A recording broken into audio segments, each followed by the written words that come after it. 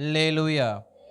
ஆமென். கர்த்தர் நல்லவர், ஆண்டவரும் அருமை இரட்சகரும் ஆகிய இயேசு கிறிஸ்துவின் நாமத்தில் உங்களை அன்போடு வாழ்த்துகிறேன். கர்த்தருடைய கிருபை உங்கள் யாவரோடும் இருந்து உங்களுக்கு தயவையும் இரக்கத்தையும் அதிகமாய் தந்து நடத்துவாராக நான் வாழ்த்துகிறேன். கர்த்தர் நல்லவர். அல்லேலூயா, அல்லேலூயா. ஆமென். எல்லாம் சந்தோஷமா இருக்கீங்களா? ஆமென். உங்களை பார்க்கும் பொழுது எனக்கு இன்னும் அதிக சந்தோஷமாகுது. கர்த்தர் நல்லவர். தொடர்ந்து இப்படிப்பட்ட ஆவிக்குரிய சந்தோஷத்துக்குள்ள தேவன் நம்மை தொடர்ந்து நிலைப்படுத்தும்படியாக நான் தேவனை அதிகமாக ஸ்தோத்தரிக்கிறேன். இந்த நாளிலும் நாம் தியானிக்கிறதான தியான பகுதிக்கு நேராக நாம் திரும்பலாம். தொடர்ந்து இந்த வாரத்தில் நம்ம தாவீதை குறித்து அதிகமாக தியானிக்க கர்த்தர் நமக்கு உதவி செய்து கொண்டிருக்கிறார். தாவீதுடையதான ஆவிக்குரிய பார்வை என்று நேற்று தினத்தில் தியானிக்க கர்த்தர் உதவி செய்தார். இன்றைக்கு நாம் தியானிக்கிற வார்த்தை என்னவென்றால், தாவீது ஆவிக்குரிய வாழ்க்கையை கட்டுவதற்கு என்ன செய்தார்? தாவீது தன் ஆவிக்குரிய வாழ்க்கையை நிலைப்படுத்துவதற்கு அல்லது கட்டுவதற்கு என்ன செய்தார்?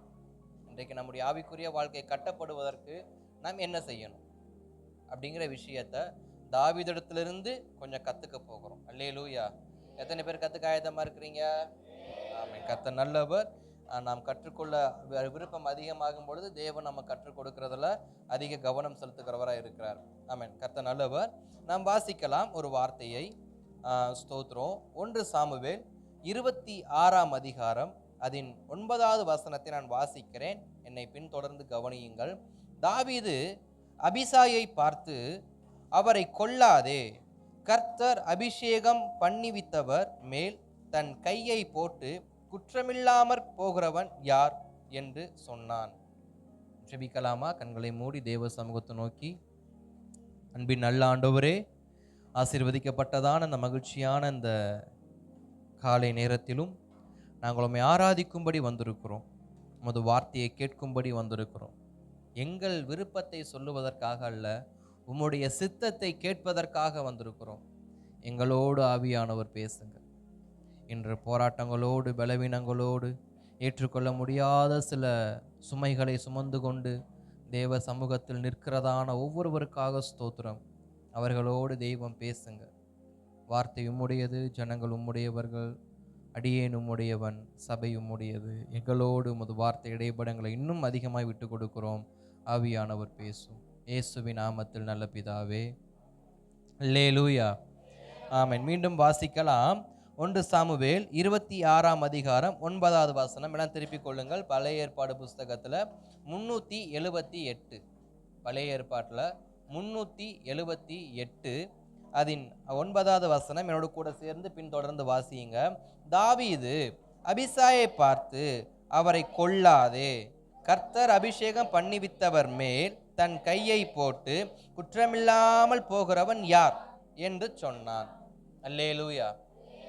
ஆமென். தாவீது தன் ஆவிக்குரிய வாழ்க்கையை அவர் எப்படி கட்டமைத்தார்? ஏனென்றால் தாவீது எந்த ஒரு தீர்க்கதரிசி பள்ளியிலையும் என்ன பண்ணல, படிக்கல. எந்த ஒரு ஆசாரியனுக்கு கீழையும் உதவி ஊழியனா அவர் என்ன பண்ணல, இல்லை. அவருடைய குடும்பம் கர்த்தரை எப்பொழுதும் ஆராதிக்கிற குடும்பமான்னு கேட்டா ஆமா. ஆனா அந்த குடும்பத்துல யாரு இல்லை? தாவீது அந்த குடும்பத்தில் இல்லை. தாவீதின் குடும்பத்தார் கர்த்தரை ஆராதிக்கிறவங்க தான். ஆனா அந்த குடும்பத்துக்குள்ள யாரு இல்லை? தாவீது இல்லை. இப்ப தாவீது நிரந்தரமா தங்குவதற்கென்று ஒரு இடம் கிடையாது. அவனுக்கு கிடைத்ததான அரண்மனையை விட்டும் அவன் வெளியே தள்ளப்படுகிற சூழ்நிலைக்கு தள்ளப்பட்டான். இப்ப அவன் வாழக்கூடிய வாழ்க்கை என்னன்னா, ஒரு காட்டுவாசி வாழ்க்கை, அல்லது ஒரு என்ன சொல்றது, இந்த பரதேசம் போற வாழ்க்கைன்னு சொல்லுவாங்கல்ல. எங்க போறன்னு தெரியாது, அவன் பாட்டுக்கு போயிட்டு இருப்பாங்க. எங்க போறன்னு தெரியாம கிடைக்கிற இடத்துல படுப்பாங்க, கிடைக்கிறத சாப்பிடுவாங்க, அப்படியே தங்க வாழ்க்கையை ஓட்டுவாங்க. இதுதான் அவருடைய வாழ்க்கையினுடைய ஒரு ஸ்ட்ராட்டஜி, ஒரு தோரணை. இப்படிப்பட்ட வாழ்க்கை வாழக்கூடிய மனுஷன் எப்படி கர்த்தருக்கு இவ்வளவு வைராக்கியமா இருக்க முடியும்? இப்படி இருக்கிற ஒரு மனுஷன் கர்த்தருக்காக எப்படி இவ்வளவு வைராக்கியமா இருக்க முடியும்? கடந்த நாட்கள்ல ஒரு வருடம் இருக்கும்னு நினைக்கிறேன். ஒரு வருடங்களுக்கு முன்பாக நான் ஒரு வீடியோ கிளிப் ஒன்று பார்த்தேன். பெங்களூர் பட்டணமா அல்லது சென்னை டு பெங்களூரா, அந்த ஏதோ ஒரு ரயில்வே ஸ்டேஷன்ல ஒரு விசாரணை நடக்குது. ஒரு பேட்டி எடுக்கிறாங்க. என்னன்னா, இயேசு கிறிஸ்துவை ஏற்றுக்கொண்டவர்களுக்கு மத்தியில அப்படிங்கிற மாதிரி ஒரு ஒரு சின்ன ஒரு சுவிசேஷம் அல்லது ஒரு காஸ்பல் ஏதோ ஒன்று பண்றாங்க. அப்ப அங்க ஒரு தாயார்கிட்ட போய் பேட்டி எடுக்கிறாங்க. நீங்க இங்க தான் இருக்கீங்களா அப்படின்னு கேட்கிறப்ப, ஆமா நான் இங்க தான் இருக்கிறேன். அவங்க யாருன்னா தர்மம், அதாவது பிச்சை எடுக்கக்கூடியதான ஒரு தாயார். வயது எப்படியும் ஒரு ஒரு 65ல இருந்து 70 இல்ல 75 இருக்கும்னு நினைக்கிறேன். அவங்க கிட்ட கேட்குறாங்க, அம்மா உங்க வேலை என்னம்மா? நீங்க இங்கேயே இருக்கீங்கன்னா உங்களுக்கு குடும்பம்லாம் யாருமே இல்லையா? அப்ப அந்த அம்மா எனக்கு குடும்பம்லாம் இல்லைங்க, எல்லாமே கைவிட்டுட்டாங்க. நான் கைவிடப்பட்ட ஒரு வாழ்க்கையை வாழக்கூடிய ஒரு ஒரு ஆளு. எனக்குன்னு யாரும் கிடையாது. எனக்கு உதவி செய்ய யாரும் கிடையாது. நான் இங்கே தான் எப்பயுமே என்ன பண்ணுவேன், இதே இடம் தான், நான் இடம் மாற்றினதில்லை, இங்கே தான் உட்காந்து என்ன பண்ணுறேன், நான் தர்மம் கேட்டு எனக்கு யாராவது தர்மம் போட்டாங்கன்னா அதை எடுத்து நான் என்ன பண்ணுறேன், நான் என்னுடைய பிழைப்பை ஓட்டிக்கிட்டு இருக்கேன் அப்படின்னு கேட்குறப்ப, சரிம்மா நீங்கள் உங்களுடைய உங்களுடைய வழக்கமான வாழ்க்கை என்னன்னு கேட்குறாங்க. வழக்கமான வாழ்க்கை தொடர்ச்சியான உங்கள் சர்க்கிள், உங்கள் லைஃபோட சர்க்கிள் என்ன அப்படின்னு கேட்குறப்ப அந்த அம்மா சொல்கிறாங்க, நான் 6 நாளும் இந்த இடத்துல பிச்சை எடுப்பேங்க. சரி, ஞாயிற்றுக்கிழமை ஆச்சுனாக்க இங்கே பக்கத்தில் ஒரு சின்ன ஒரு ஒரு சர்ச்சு ஒன்று இருக்குது, பக்கத்தில் ஒரு சர்ச்சு ஒன்று இருக்குது. எனக்கு ஏசப்பாவை ரொம்ப பிடிக்கும். நான் அதனால் நான் சர்ச்சுக்கு என்ன பண்ணிடுவேன், போயிடுவேன். அப்போ அவர் கேட்குறாரு, ஞாயிற்றுக்கிழமை தானேம்மா உங்களுக்கு நிறைய வருமானம் கிடைக்கும். ஏன்னா ஞாயிற்றுக்கிழமை நிறையா டூரிஸ்ட் என்ன பண்ணுவாங்க, அதாவது வெளி போக்குவரத்து பண்ணக்கூடியவங்க இருப்பாங்க. அப்போ இருக்கும் என்னம்மா சொன்ன அந்த அம்மா சொன்னாங்க, எனக்கு 6 நாட்கள் கிடைக்கிறதான அந்த பணமே எனக்கு போதுமானது. எப்படினாலும் எனக்கு ஒரு வாரத்துக்கு கிடைக்க போகிறது 100 ரூபாய் தான். அந்த 100 ரூபாய் எனக்கு போதுமானது. ஒரு நாளைக்கு மிஞ்சி போனால் எனக்கு 100 ரூபாய் கிடைக்கும். 6 நாளைக்கு 600 ரூபாய் கிடைக்கும். எனக்கு அது போதுமானது. நான் ஆராதிக்க இது என்னுடைய வழக்கமான ஒரு செயலுங்க அப்படின்னாங்க.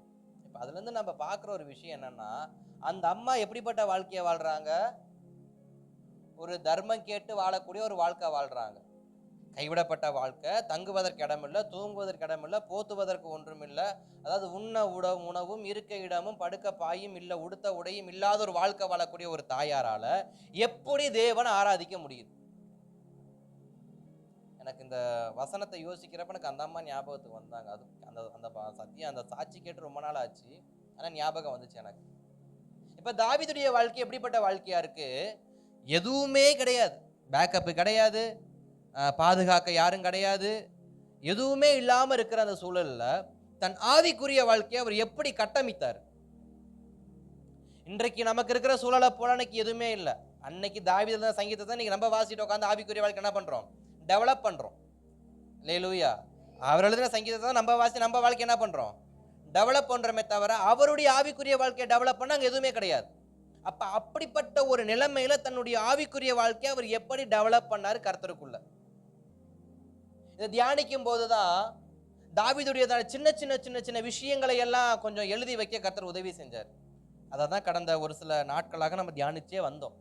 அதுல ஒரு குறிப்பா நேற்று தினத்துல பார்த்தா ஆவிக்குரிய பார்வை. தன்னிடத்தில் வரக்கூடிய கோப காரியங்களை அவர் எப்படி மாத்தினார், கர்த்தருக்கு கீழ்ப்படிய பண்ணாருன்னு நேற்றைய சத்தியத்தில் நம்ம தியானிச்சோம். அப்ப இன்றைக்கு தாவீது சொல்லுகிற ஒரு வார்த்தை, அபிசாய் என்கிறதான ஒரு மனுஷன். இந்த அபிசாய் என்கிற மனுஷன் யாருன்னா ஆசாரியனுடைய மகன், ஆசாரியனுடையதான மகன். சவுல் நிமித்தம் கொல்லப்பட்ட 85 பேர், அதாவது சவுலால் கொல்லப்பட்ட ஆசாரிய குடும்பமாகி 85 பேர்ல ஒருவன் தான் இந்த அபிசாய். இவன் ஒருவன் மாத்திரம் தப்பிச்சு தாவீதுட்ட ஓடிட்டாரு. இப்ப இந்த அபிசாய்ங்கிறது யாரு? ஒரு ஆசாரிய குடும்பத்தை சேர்ந்தவன், தேவனை ஆராதிக்கிற குடும்பத்தை சேர்ந்தவன், ஊழியக்கார் குடும்பத்தை சேர்ந்தவன். சொல்ல போனா இப்படி வச்சுக்கலாம், ஊழியக்காருடைய குடும்பத்தை சேர்ந்தவன். இந்த அபிசாய் சொல்லுகிற வார்த்தை என்ன, இந்த சவுலை இன்னைக்கு கொல்லாம என்ன பண்ணக்கூடாது. ஏன்னா இப்ப சவுல் என்ன பண்றாரு, குகைக்குள்ள போய் படுத்து தூங்கிட்டு இருக்காரு. அந்த குகைக்குள்ள போயிட்டு ஒரு மலைக்கு இந்த பக்கம் சவுலோட டீம், மலைக்கு அந்த பக்கம் தாவீதோட டீம். அந்த அதிகாரத்தை நீ வீட்டுல வாசிச்சு பார்த்தா தெரியும். இப்ப 2 பக்கம் ஏ டீம் பி டீம் மாதிரி நின்றுட்டு இருக்கிறாங்க. இப்ப சவுல் தூங்கிக்கிட்டு இருக்கிற இடத்துக்குள்ள யாரு போயிட்டு, அபிசாயும் தாவீதோட என்ட்ரி ஆயிட்டாங்க. இப்ப அபிசாய் சொல்றாரு, இவன் நல்லா தான் தூங்கிட்டு இருக்கிறான், இவனை 2 குத்து இல்ல ஒரே குத்துல என்ன பண்ணி ஈட்டிய வச்சு இறக்கி பூமியில இறக்கிடுறேன், எனக்கு ஒரு வாய்ப்பு மட்டும் கொடுங்க. யாரு கேட்குறா? ஒரு பாஸ்டரோட பையன், ஒரு ஆசாரியனுடையதான மகன் கேட்குற ஒரு கேள்வி என்னன்னா, இவனை விடுங்க, ஒரே இறக்கிடுறேன். ஈட்டி பக்கத்துல இருக்கு, சொம்பு பக்கத்துல இருக்கு, ஆயுதம் கூட எடுத்துட்டு எல்லாமே இங்க பக்கத்திலே வச்சுட்டு படுத்துருக்கிறான். 2 குத்துலாம் இல்ல, ஒரே குத்துல அவனை பூமியோட பூமி என்ன பண்ணிடுறேன், அவனுடைய உடம்ப தாண்டி பூமியில ஈட்டி இறங்குற அளவுக்கு நான் என்ன பண்ணிடுறேன், குத்திடுறேன். எனக்கு வாய்ப்பு கொடுங்கன்னு கேட்கிறாரு யாரு, ஆசாரியனுடைய பையன் அபிசாய். ஆனா தாவீது சொன்ன வார்த்தை, அவருடையதான அந்த தன்மையை பார்க்கணும், ஆவிக்குரிய தன்மையை. அவர் சொல்றாரு, தாவீது அபிசாயை பார்த்து அவரை கொல்லாதே, கர்த்தர் அபிஷேகம் பண்ணிவித்தவர் மேல் தன் கையை போட்டு குற்றமில்லாமற் போனவன் யார். அவருடையதான நிலைமை, அவரு தன்னுடைய பக்குவத்தை எப்படி கொண்டு வராரு. தனக்கு துரோகம் இழைத்த சவுல் தன் கண்ணுக்கு முன்னாடி இருந்தாலும் அதை தாங்கிக்க யாரால முடியல, அபிசாயால தாங்கிக்க முடியல. ஏன்னா அபிசாயுடைய குடும்பத்தெல்லாம் கொன்னவர் யாருன்னா சவுல்.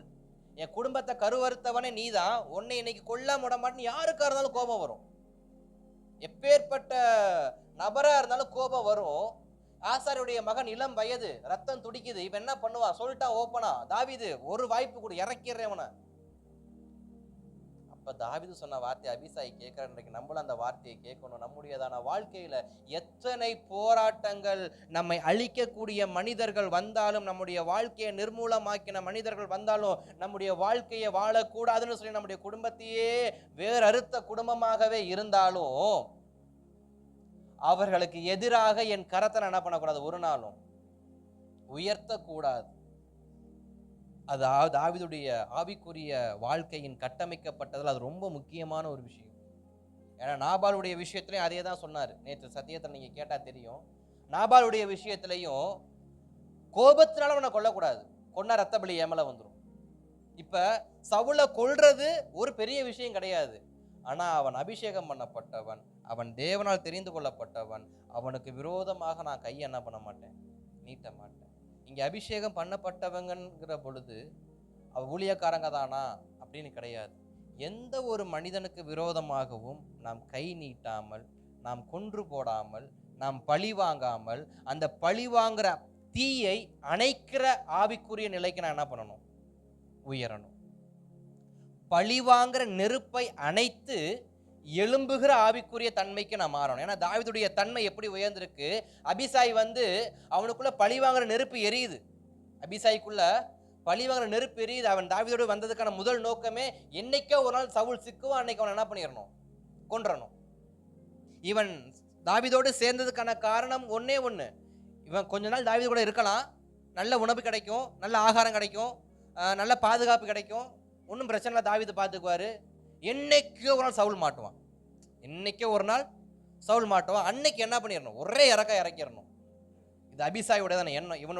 இவன் கடந்த ஒரு சில ஆண்டுகளாகவே இவன் எந்த நோக்கத்தோடய வாழ்ந்துகிட்டு இருக்கான், அபிசாய் கொல்லணும், சவுலை கொல்லணும், சவுலை கொல்ல வாய்ப்பு கிடைச்சா மொத கை என் கை தான் என்ன பண்ணும், கொல்லும்படியாக நீளும்.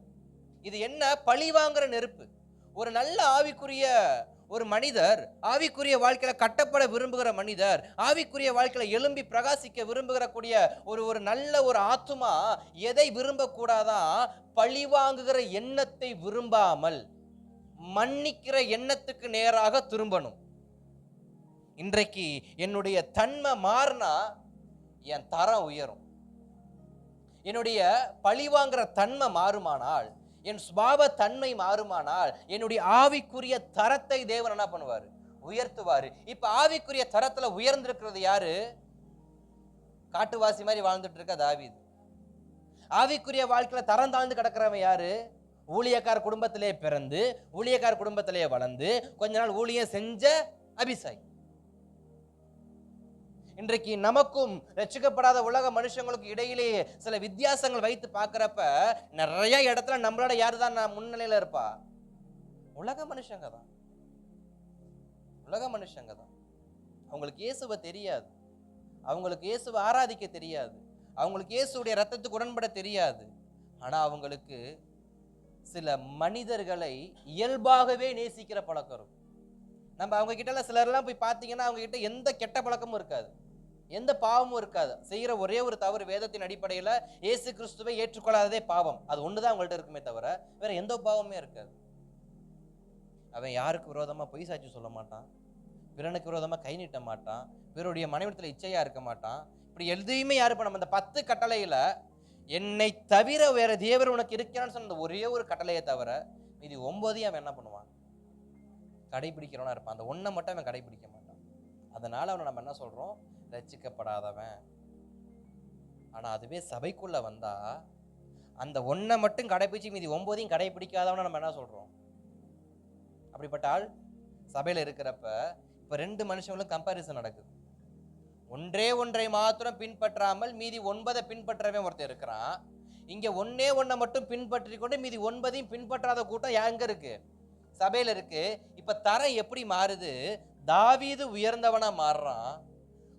ரட்சிக்கப்பட்டு ஆவிக்குரிய குடும்பத்துல பிறந்து ஆவிக்குரிய வாழ்க்கையை வாழ்ந்து ஞான ஸ்நானம் எடுத்து பைபிளை படிச்சு குடும்ப ஜபம் பண்ணி ஞாயிற்றுக்கிழமை சர்ச்சுக்கு போன இவனுக்குள்ள என்ன இருக்கு?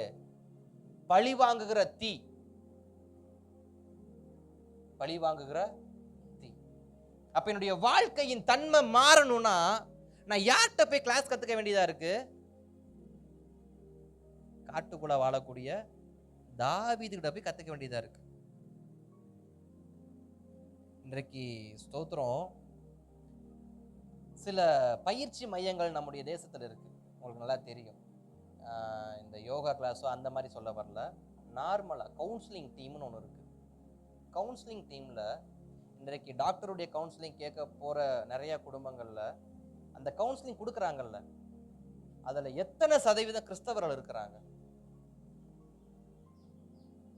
டாக்டர்ஸ் இருக்கிறாங்க, வக்கீல் இருக்கிறாங்க, எல்லா செக்மெண்ட்லேயும் ஒரு கவுன்சிலர் இருப்பார். ஒரு காமன் கவுன்சிலிங் கொடுக்குற டீம் இருக்கும். வக்கீல் டைவர்ஸ் விஷயமா இருந்தாலும் கவுன்சிலிங் கொடுக்க ஒருத்தவங்க இருப்பாங்க. ஹாஸ்பிட்டல்னாலும் கவுன்சிலிங் கொடுக்க ஒருத்தவங்க இருப்பாங்க. வேறு எந்த விஷயமா இருந்தாலும் ஆலோசகராக சிலர் இருப்பாங்க. அவங்க ப்ராப்பராக என்ன பண்ணுவாங்க? ஆலோசனை கொடுப்பாங்க அப்படின்னு சொல்லுவாங்க. அப்படி ஆலோசனை கொடுக்குற இடத்துல எத்தனை பகுதியில் கிறிஸ்தவர்களை பார்க்குறோம்? நான் பார்த்த வரைக்கும் கிறிஸ்தவர்கள் கம்மி. இயேசுவை ஏற்றுக்கொள்ளாத சக ஜனங்கள் தாங்க என்ன பண்றாங்க? சாதாரண ஜனங்கள் தாங்க இருக்கிறாங்க. ஆனா அவங்க அவ்வளவு அழகா அவ்வளவு பண்பா யாருக்கு புத்தி சொல்றாங்க? ரட்சிக்கப்பட்டவனுக்கு. யாருக்கு புத்தி சொல்றாங்க? ரட்சிக்கப்பட்டவனுக்கு.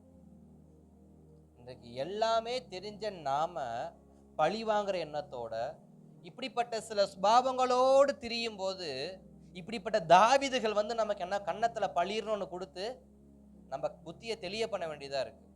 நீ எல்லாம் ரட்சிக்கப்பட்ட குடும்பம், பாயங்கிட்ட ஓரத்துல இந்த கை தூக்க கொல்ல போறிய, அப்படி அபிஷேகம் பண்ண மாட்டேன் கொன்னாக்க உன் ஜென்மத்துல பாவம் குறையாதுன்னு தெரியாதா உனக்கு? போறா, நான் கத்திய தூக்கி குத்துறேன். எனக்கு தெரியாது கத்திய தூக்கி குத்துறதுக்கு. பாரியாலியா ஓரத்துல யாரு புத்தி பாராட்டுறா? தாவீது. நாம் பழிவாங்கும் எண்ணத்தோடு செயல்படுகிற போது இப்படிப்பட்ட சில உலக மனிதர்கள் நமக்கு புத்தி பாராட்டுவாங்களாம். சரி, இருக்கட்டும். இப்ப தாவீதுட்ட இருந்து நம்ம கற்றுக்கிற ஒரு விஷயம், தாவீது எப்படி தன்னுடைய தன்மையை மாத்துகிறாரு? ஒருவனுக்கு விரோதமாக பழிவாங்குற எண்ணத்தோடு நான் செயல்பட மாட்டேன். இப்ப தாவீது கிட்ட கர்த்தர் எந்த நேரத்திலையும் சவுலை கொன்றுன்ற வார்த்தையை சொல்லல. பெலிஸ்தியரை போற்று, அவங்கள போற்று, இங்க போற்றுன்னு சொன்னாரே தவிர சவுலை போற்றுன்னு என்னைக்குமே ஆண்டவர் என்ன பண்ணல தாவீது கிட்ட சொல்லல. ஒரு வார்த்தை சொல்லியிருந்தாருன்னா என்றைக்கும் ஒரு இறக்கியிருப்பார். யாரு? தாவீதே இறக்கியிருப்பாரு. அபிசாயி வேணா யாரு வேணா, தாவீதே இறக்கியிருப்பாரு. இப்ப தாவீது இவ்வளவு தூரம் தன் கரத்தை கட்டி வைக்க காரணம் என்ன? ஒன்று, எனக்கு தீமை செய்தவனுக்கு நான் தீமை செய்ய மாட்டேங்கிற ஒண்ணு. ரெண்டாவது ஸ்ட்ராட்டஜி என்னன்னா, கர்த்தர் எனக்கு இதை அனுமதிக்கல.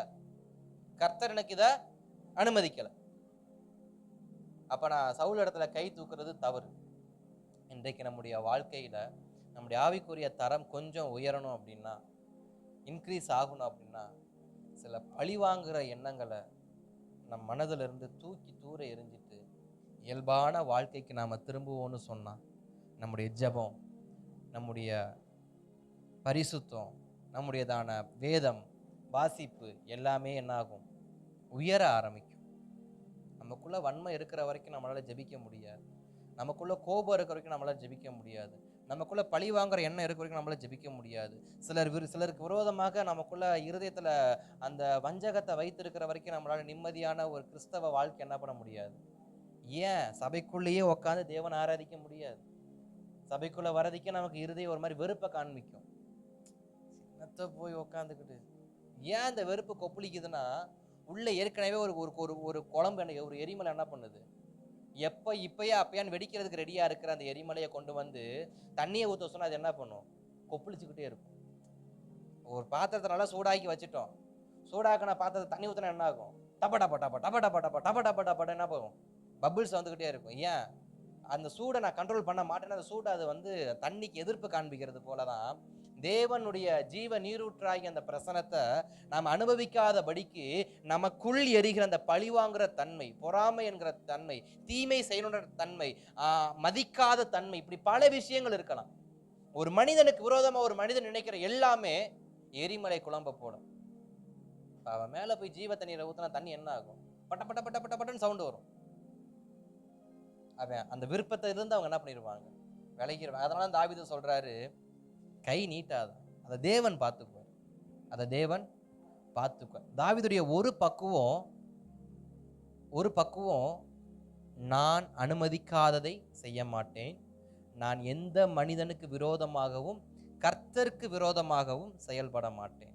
கர்த்தர் ஒரு மனிதனை போய் போட்டுருன்னா கொன்றுவேன், ஒரு மனுஷனை பெலிஸ்தரை தூக்கி போட்டுருன்னா கர்த்தருக்காக தூக்கி போட்டுருவேன்.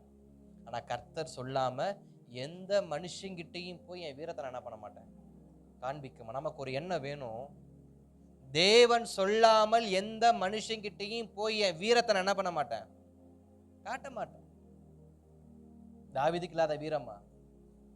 ஆனா அவர் என்ன பண்ணல, ஒரு நாளும் சவுலுக்கு விரோதமா தன் பலத்தை காட்டல. இன்றைக்கு நம்முடைய பலத்தை நம்ம யார்கிட்ட காட்டிக்கிட்டு இருக்கிறோம், தேவன் சொன்னவங்க கிட்ட போய் காட்டிட்டு இருக்கிறோமா, இல்ல நமக்கு பயந்தவங்கள்ட்டே போய் நம்ம பலத்தை காட்டிட்டு இருக்கிறோமா? நம்முடைய சுபாவம் மாறணும், நம்முடைய தன்மை மாறணும், நம்முடைய எண்ணங்கள் மாறணும். நம்ம ஆவிக்குரிய நிலைக்கு நேராக வளர வளர இதெல்லாம் மாறும். வளரவே கூடாதுன்னு சில பேர் உத்தரவாதம் வாங்கிட்டு வந்து உட்காந்துருந்தா நம்ம என்ன பண்ண முடியும், கர்த்தருடைய சித்தம்னு விட்டுட்டு போயிட்டே இருக்கணும். அது ஒரு நாள் என்ன ஆகும், சவுலை போல பட்டயத்தை நட்டு வச்சுட்டு குதிக்கலாமா வேண்டாமான்னு என்ன பண்ணும், ஒரு நிலைக்கு போயிடும். அந்த நிலைக்கு போயிடக்கூடாதுன்றதுக்காண்டி தான் இன்றைக்கு நாம் இப்படிப்பட்டதான சத்தியமான காரியங்களை எல்லாம் வசனங்களை நம்ம கேட்க கர்த்தர் நமக்கு உதவி செய்துக்கிட்டு இருக்கிறார். அப்ப தாவீது ஒரு காரியம் என்ன, நான் கர்த்தர் அனுமதிக்காததை செய்ய மாட்டேன், கர்த்தர் அனுமதிக்காத மனுஷனுக்கு விரோதமா என் கையை தூக்கவும் மாட்டேன். இது ஒன்று. அடுத்த காரியத்தை பார்க்கிறப்ப தாவீது கிட்ட தேவன் கண்டுபிடிக்கிற இன்னொரு காரியம் என்னன்னு பார்த்தா, நமக்கு நல்லா தெரிந்த ஒரு சத்தியத்தின் அதிகாரம் தான் 1 சாமுவேல் 30 அதிகாரத்தை குறிச்சு வச்சுக்காங்க. தன்னுடைய இழப்புகள் மத்தியில் அவருடைய ஆவிக்குரிய நிலைமை என்ன, நான் இழந்து போகும்போது என் ஆவிக்குரிய நிலைமை எப்படிப்பட்டதா இருக்கு, நான் ஒரு ஆசீர்வாதத்தை பெற்றுக்கொள்றப்ப இருக்கிற நிலைமை வேற, நான் தவமிருந்து பெற்றுக்கொண்ட ஆசீர்வாதத்தை இழக்கும் போது என்னுடைய ஆவிக்குரிய தன்மை எப்படிப்பட்டதா இருக்கு, என் மனநிலைமை எப்படிப்பட்டதா இருக்கு. தாவீது இத்தனை ஆண்டுகளாக வனாந்தரத்துல ஓடி ஓடி ஓடி தனக்கு சேர்த்து வைத்த 600 பேரு, அவனுடைய மனைவிகள், அவனுடைய பிள்ளைகள், அவர்கள் சபதரித்து வைத்த சகல உடைமைகள், பொருட்கள் எல்லாவற்றையும் ஒருவன் எடுத்துக்கொண்டு போயிட்டான். எடுத்துக்கொண்டு போனவன் யார் என்று தெரிந்தும் அவருடையதான தன்மை எப்படிப்பட்டதா இருக்குன்னு யோசிக்கணும். இன்னைக்கு நம்முடைய இழப்புகள் மத்தியில் நம்ம எப்படிப்பட்ட தன்மை உடையவர்களா இருக்கிறோம்? மிகுந்த பலவீனப்பட்டவங்களா மாறுறோமா, இல்ல மிகுந்த கோபம் உடைந்தவர்களா மாறுறோமா, அல்லது ஓகே இழந்துட்டோம் அதை எப்படி சரி செய்யலாம் நினைக்கிறோமா, இல்ல யாருக்கிட்ட போய் கேட்டா இந்த விஷயத்தை சரி பண்ண முடியும் நம்ம நினைக்கிறோமா? நம்முடைய தன்மை எப்படிப்பட்டதா மாறுது? ஆவிக்குரிய தன்மை. உலக பிரகாரமா யோசிக்கிறதா அது நிறைய யோசிக்கலாம். ஒரு ஆவிக்குரியவன் தன்னுடைய இழப்புகள் மத்தியில் தன் மனநிலைமையை எப்படி வைத்திருக்கிறான்? தாவீதுகிட்ட இருந்து கற்றுக்கொள்கிற இரண்டாவது ஒரு அடிப்படையான காரியம், நான் எவ்வளவு இழந்தாலும் என் சமாதானத்தை நான் இழக்கக்கூடாது. ஒரு ஆவிக்குரியவனுக்கு இருக்கிற ஒரு நல்ல ஒரு உத்வேகத்தின் வார்த்தை என்னன்னா, நான் எவ்வளவு இழந்தாலும் என் சமாதானத்தை இழக்கக்கூடாது. அந்த சமாதானம் என்னன்னா, தேவனுக்கும் எனக்கும் இருக்கிற சமாதானத்தை நான் இழந்துடக்கூடாது. என்றைக்கு ஒருவர் தேவனோடு இருக்கிற சமாதானத்தை இழக்கிறார்களோ அன்றைக்கு அவர்கள் மிருகமாக மாற ஆரம்பிக்கிறார்கள். மிருகம் என்ன செய்யும்? எந்த திசைக்கு போறோன்னு தெரியாது, யாரை பார்க்குறோன்னு தெரியாது, எங்க நிக்கிறோன்னு தெரியாது, எதை புசிக்கிறோம் எதை குடிக்கிறோன்னு தெரியாது. எதுக்கு? மிருகத்துக்கு. மிருகத்துக்கு வைக்கிறதெல்லாம் புசிச்சிரும். அப்புறமா தான் விக்கிக்கினதுக்கு அப்புறமா குத்துனதுக்கு அப்புறமா அது இங்கிட்டு இங்கிட்டு உருண்டுகிட்டு இருக்கும். அப்ப ஸ்தோத்திரம், நான் எதை இழக்கக்கூடாது ஆவிக்குரிய வாழ்க்கையில, நான் கட்டமைக்கப்பட எதை இழக்கக்கூடாது அப்படின்னா, நான் எதை இழந்தாலும் தேவனோடு இருக்கிற சமாதான உறவை இழக்காதபடிக்கு நான் ஜாக்கிரதை உடையவனா இருக்கணும். இப்ப தாவீதோடு இருந்த 600 பேரும் தங்களது மனைவிகளை தூக்கிட்டு போயிட்டாங்க, தங்கள் உடைமைகளை தூக்கிட்டு போயிட்டாங்க, எல்லா அமலேக்க தூக்கிட்டு போயிட்டாங்கன்னு தெரிஞ்ச உடனே இவங்களுக்கு என்ன வந்துச்சு? கோபம் வந்துச்சு. கோபம் யார் மேல வந்துச்சு? தாவீது மேல வந்துச்சு. தாவீதால தான் இவங்க போஷிக்கப்பட்டாங்கிறது உண்மை. தாவீதால தான் இவங்க குடும்பம் காப்பாற்றப்பட்டதுங்கிறது உண்மை. தாவீதால தான் இவங்க இந்த அளவுக்கு நல்ல பெயரோட இருக்கிறாங்கன்றது உண்மை. ஆனா அப்படிப்பட்டவங்க தங்கள் இழப்பை தாங்க முடியாம யாருக்கு நேரம் கை தூக்குறாங்க? அதுதான் மனித இயல்பு. நமக்கு இழப்பு வரும் பொழுது நம்மை காப்பாற்றினவர்களுக்கு விரோதமாகவே நம்ம கை தூக்கி நிற்க. ஏன்னா இழப்பு பெற்ற ஒரு மனிதன் பைத்தியக்காரனை போல மாறான்றதுக்கு இது ஒரு உதாரணம். எல்லாத்தையும் இழந்துட்டான். இன்றைக்கு ஏன் காதல்ல தோத்தவனெல்லாம் பைத்தியக்காரன்னு சொல்றாங்க? ஏன் காதலிச்சு பைத்தியமாகாதுன்னு சொல்றாங்க? ஸ்தோத்திரம். பாவம், உங்களுக்குலாம் எதுவுமே தெரியாது. நான் ஒருத்தன் தான் வானத்துல போய் படிச்சுட்டு கீழே வந்து பிரசங்கம் பண்ணிட்டு இருக்கிறேன், அப்படிதானே? கர்த்தர் நல்லவன். ஸ்தோத்திரம். நிறைய பேர் சொல்லுவாங்க, காதலிச்சா பைத்தியமாயிருவா, காதலிக்காதரா அப்படின்வாங்க. ஏன்? சரி, ரைட்டு, நான் தான் பிஹெச்டி முடிச்சிருக்கேன், நானே பதில் சொல்லிடுறேன். ஏன்னா நீ எவ்வளவாய் அன்பு வைக்கிறியோ அந்த அன்பை இழக்கும் போது நீ நிதானமா இருக்க மாட்ட. நீ ஒரு ஒரு ஒரு ஒரு பொண்ணுகிட்ட, ஒரு பையன்கிட்ட, இல்ல உங்க அப்பா கிட்ட, உங்க அம்மா கிட்ட, இல்ல ஒரு நண்பர் கிட்ட, ஒரு தோழன் கிட்ட, ஒரு தோழி கிட்ட, இல்ல ஒரு காதலன் கிட்ட, ஒரு காதலி கிட்ட நீ எந்த அளவுக்கு அன்பு வைக்கிறியோ அந்த அன்பு நீ இழக்கும் போது உன்னால அந்த இழப்பை தாங்க முடியாது. நீ வேற மனநிலைமைக்கு போயிருவ. அதுக்கு பேர் தான் பைத்தியம். அதுக்கு பேர் தான் பைத்தியம். இன்றைக்கு நாம நிறைய பேர் நிறைய அன்பு வைத்திருக்கிறோம். அந்த அன்புல இருந்து ஒரு கட்டத்துக்கு மேல தேவன் நீ பிரிஞ்சுவான்னு சொல்றப்ப நம்ம நிலைமை எப்படிப்பட்டதா இருந்திருக்கு? ஒரு மாதிரி மண்டை கிருன்னு என்ன பண்ணியிருக்கோம்? ரிங்காரம் போட்டுக்கிட்டே இருந்திருக்கும். ஏன்? நம்ம வச்ச நேசம் அந்த மாதிரி.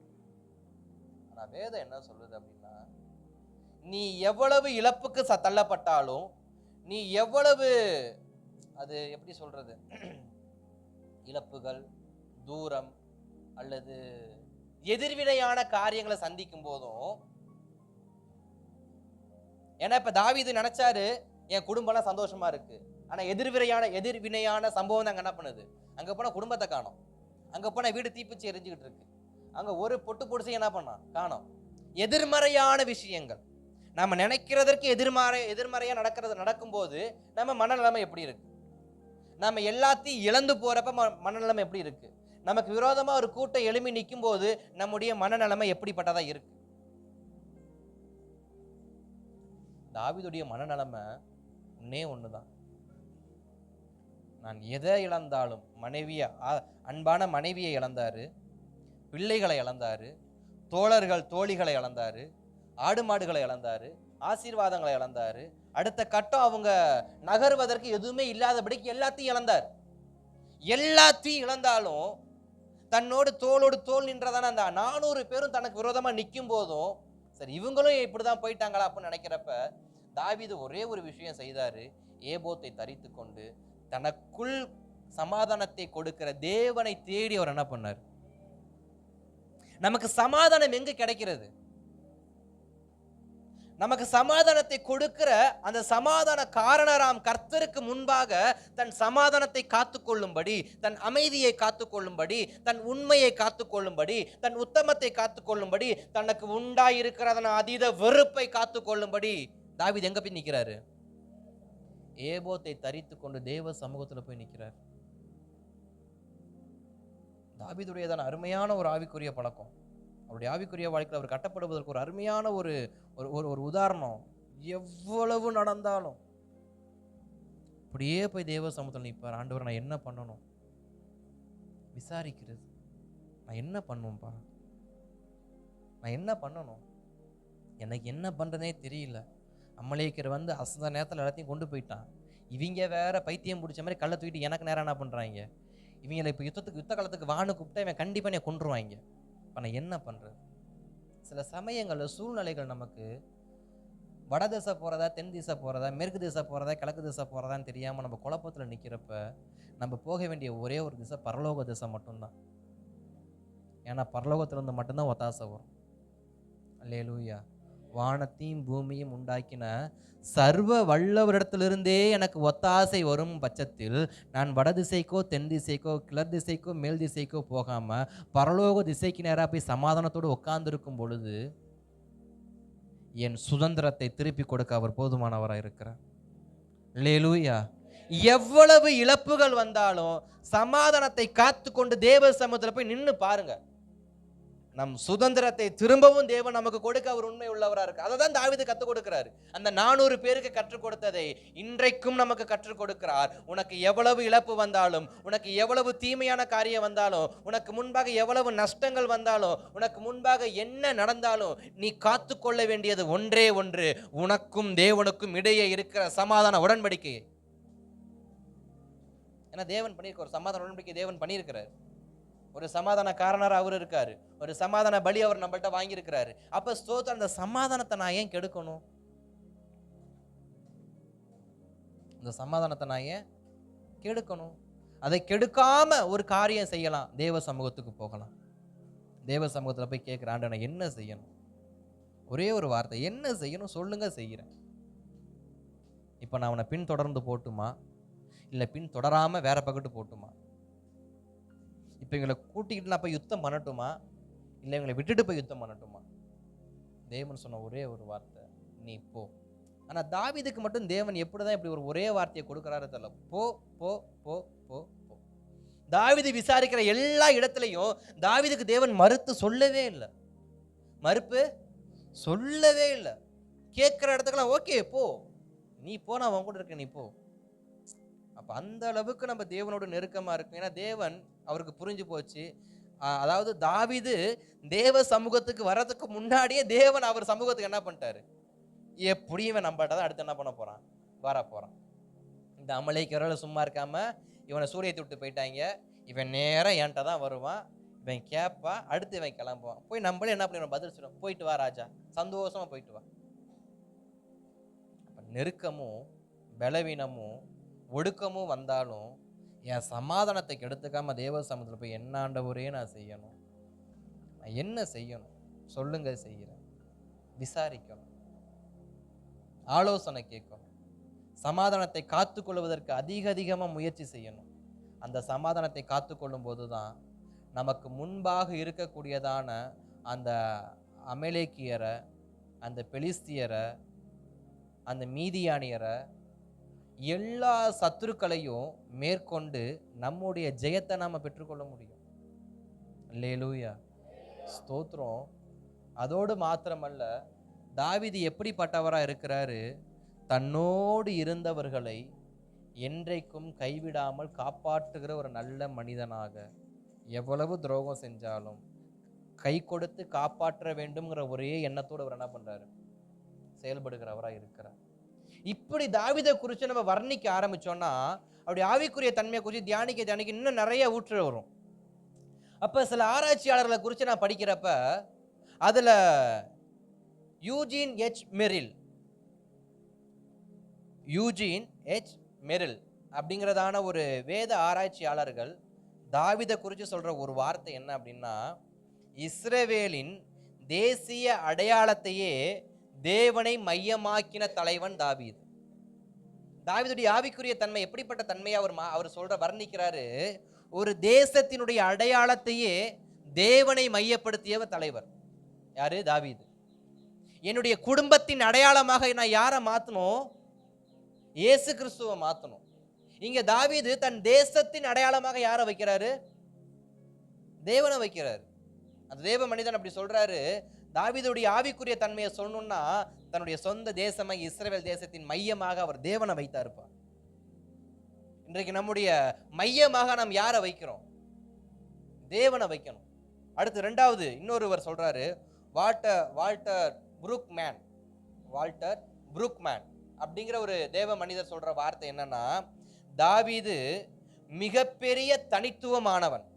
தாவீது மிகப்பெரிய தனித்துவமானவன். அவன் எதுல தனித்துவமானவனா, தொடர்ந்து தெய்வத்தினுடைய சித்தத்தை செய்யறதுல தனித்துவமானவன். அவருடைய ஆவிக்குரிய வாழ்க்கையை குறித்து விவரிக்கிறாரு வால்டரு. அவன் ரொம்ப தனித்துவமானவன்பா. ஏன்? தேவனுடைய சித்தத்தை செய்யறதுல அவனை போல தனித்துவமானவன் யாரும் கிடையாது. நம்முடைய ஆவிக்குரிய வாழ்க்கைனா என்ன? அவருடைய சித்தம் என்ன? எனக்கு அவர் என்ன நியமித்திருக்கிறாரு? எனக்கான ஓட்டம் என்ன? அதை நான் தொடர்ந்து ஓடணும்னா அவருடைய சித்தத்துக்கு நான் என்ன பண்ணணும்? கீழ்ப்படியணும். அப்ப தாவீது எப்படிப்பட்டவன்னு ஆராய்ச்சியாளர்கள் சொல்றாங்க, அவன் தேவ சித்தம் செய்யறதுல அவனை போல ஸ்பெஷல் யாரும் கிடையாதுப்பா. அவ்வளவு ஸ்பெஷலா செய்வான். இன்னொரு தேவ மனிதர் சொல்றாரு, கார்டன் ஜே கமிஸ், அதாவது கார்டன் ஜே கமிஸ் அப்படிங்கிற ஒரு இன்னொரு தேவ மனிதர் சொல்றாரு தாவீதை குறிச்சு, தாவீது ராஜ்யம் இராணுவ பலத்தை நம்பி இருந்தது இல்லை ஒரு நாளும். தாவீதுடைய ராஜ்யம் இராணுவ பலத்தை ஒரு நாளும் நம்பி இருந்ததில்லை. அவன் நம்பி இருந்தது தேவனுடைய பலத்தை மட்டுமே. இன்றைக்கு நான் ஆவிக்குரியவன் என்று சொல்லுவேன் என்றால், நான் யாருடைய பலத்தை நம்பி இருக்கிறேன்? என்னுடைய பண பலத்தையா, ஆள் பலத்தையா, அதிகார பலத்தையா, இல்ல வேற சம்திங் பலத்தையா, அல்லது தேவ பலத்தையா? தாவீது ஒரு ராஜ்யம் கட்டப்பட, இன்றைக்கு நம்முடைய இந்திய தேசம், இன்றைக்கும் இருக்கிறதான பல நாடுகள் எதை நம்பி தன் தேசத்துக்கு முன்பாக தைரியமா நிக்கிறாங்க? நம் தேசம் எதை நம்பி ரொம்ப தைரியமா இருக்கிறோம்? எல்லையில் இருக்கக்கூடிய இராணுவம், கடலில் இருக்கக்கூடிய கடல் படை, விமானத்தில் இருக்கக்கூடிய விமானப்படை, இந்த முப்படைகளை நம்பி தான் யார் இருக்கிறோம்? இந்த இராணுவங்களை நம்பி தான் தேசம் இருக்கு. பிளஸ் அந்த இராணுவம் எதை நம்பி இருக்குன்னா, அந்த இராணுவம் தங்க கிட்ட இருக்கிற ஆயுதங்களை நம்பி இருக்கு. ஜனங்கள் இராணுவத்தை நம்பி இருக்கிறாங்க, இராணுவம் ஆயுதத்தை நம்பி இருக்கு. ஆனா இங்க தாவீது என்ன சொல்றாரு தாவீதை குறிச்சு? அவனுக்கு ஆயுதத்தை குறிச்சு கவலை இல்ல, அவனுக்கு இராணுவத்தை குறிச்சு கவலை இல்ல. அவன் தன் பலமாக நம்புகிற ஒரே ஒரு காரியம் இராணுவத்தையோ ஆயுதத்தையோ அல்ல, அவன் தனக்கு பலமாக நம்புகிறது தன் தேவனை மட்டுமே. என் பலமாக கர்த்தர் மாறுவார் என்று சொன்னார். என் பலனாக நமக்கு கிறிஸ்து இயேசு இருக்கும் போது, ஒரு பாடல் பாடுவோம்ல, பலனாகி கிறிஸ்து இருப்பதால் பயமே எனக்கு இல்லையே, என் வலப்பக்கத்தில் அவர் துணை நிற்பதால் எதை குறித்தும் கவலை இல்லையே, கலக்கம் இல்லையே, பயம் இல்லையே நம்ம பாடுறோமே. அந்த பாட்டினுடைய உள்ளான சார அம்சம் நமக்குள் இருக்குமானால் நிச்சயமாய் நம்முடைய வாழ்க்கையில பயம், பதட்டம் எதுவுமே என்ன பண்ணாது. ஏனென்றால் இவன் நம்புறதே தேவனை தான். அதாவது சர்வத்தை படைத்த அவருடைய படைப்பால் ஏற்படுத்தப்பட்ட ஒரு மனிதனுடைய படைப்பை நம்புவதை விட, சர்வத்தையும் படைத்த சர்வ வல்லவரை நம்புறது எவ்வளவோ உத்தமன் யார் நம்புறா? அதுதான் அவருடைய ஆவிக்குரிய நிலைமை. அவருடைய ஆவிக்குரிய பார்வையில, அவருடைய ஆவிக்குரிய கட்டப்படுகிற சூழ்நிலையில அவர் யார முதன்மையாக, யார பேக்ரவுண்டாக, யார பலமாக வைத்திருக்காரா? தேவனை மட்டுமே பலமாக வைக்கிறார். யார் ஒருவர் தன்னுடைய ஜபத்தை அல்ல, தன்னுடைய உபவாசத்தை அல்ல, தான் கற்றுக்கொண்ட வேத அறிவை அல்ல, தான் ஜெபிக்கிறதான நான் ஆராதிக்கிறதான ஆராதனை ஸ்தலத்தை அல்ல, நான் போகிறதான சபையின் ஊழியக்காரன் அல்ல, தேவனை மட்டும் என்றைக்கு ஒருவர் நம்புகிறாரோ அவருடைய பலம் மிகுந்த ஆச்சரியமுடையதாக இருக்கும். இன்றைக்கு நம்ம ஜபத்தை நம்புறோம், ஆமாவா இல்லையா? நம்ம ஜபத்தை நம்புறோம், நம்ம உபவாசத்தை நம்புறோம். நான் உபவாசம் போட்டேன்னா, நான் ஜபத்துல உக்காந்தேனா, நான் பைபிளை படிக்க ஆரம்பிச்சேனா, நான் வசனத்தை சொல்லி ஸ்தோத்திரம் பண்ண ஆரம்பிச்சேனா, நான் எங்க பாஸ்டர்கிட்ட ஜப குறிப்பு கொடுக்க ஆரம்பிச்சேனா, நான் சபையில உட்காந்து முழங்கால் போட ஆரம்பிச்சேனா, நீ பண்றதுனால ஒண்ணு அங்க நடக்க போறது இல்ல. கர்த்தர் கிரியை செய்யணும்.